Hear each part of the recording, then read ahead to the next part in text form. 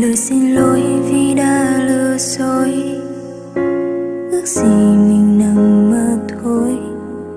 Lời anh nói làm tim đau nhói, sự thật sao quá tàn nhẫn. Nghĩ đến một quá khứ thật hạnh phúc đã chôn vùi vĩnh viễn trong tiềm thức.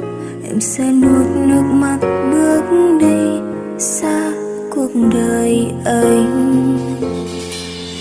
Nhiều lần cố gắng để không khóc, nhưng chỉ còn lại sự yêu đuối. Vì em không thể quên được anh, chẳng thể bên anh nữa. Hãy bên người trao anh được tình yêu, chỉ một người chắc chắn chẳng phải em. Em vẫn biết em là người đến sau, còn anh đã trao hết cho tình đầu. Vòng tay anh ấm áp ôm em ngày xưa nay đã dành cho ai kia. Môi hôn ngọt trao em đam mê, nhưng khi bên người anh cũng thế. Đừng xin lỗi với những lời chối em đã mệt rồi, mình không thể tiếp tục làm lỗi.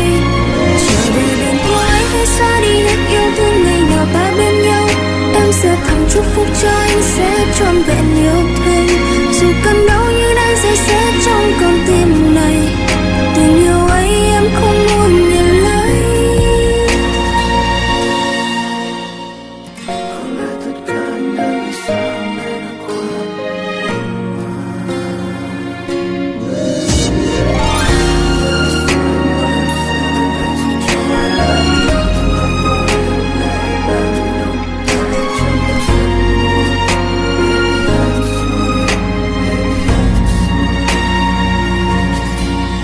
Nhiều lần cố gắng để không khóc, nhưng trong em chỉ còn lại sự yêu đuối.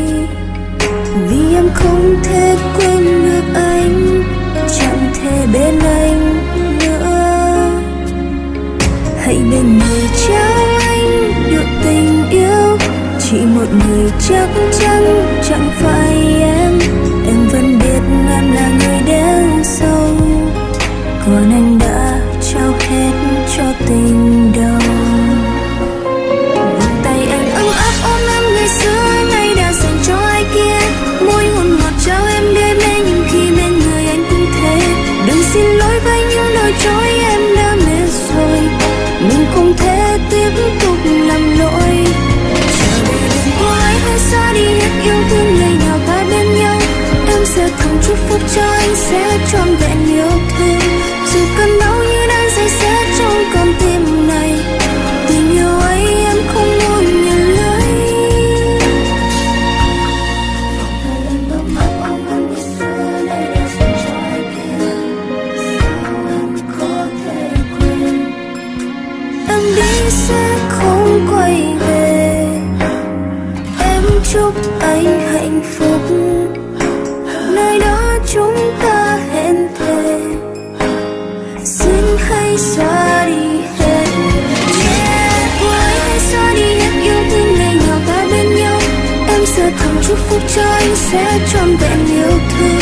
Dù cơn đau như đang dây xéo trong con tim này, tình yêu ấy em không muốn nhận lấy.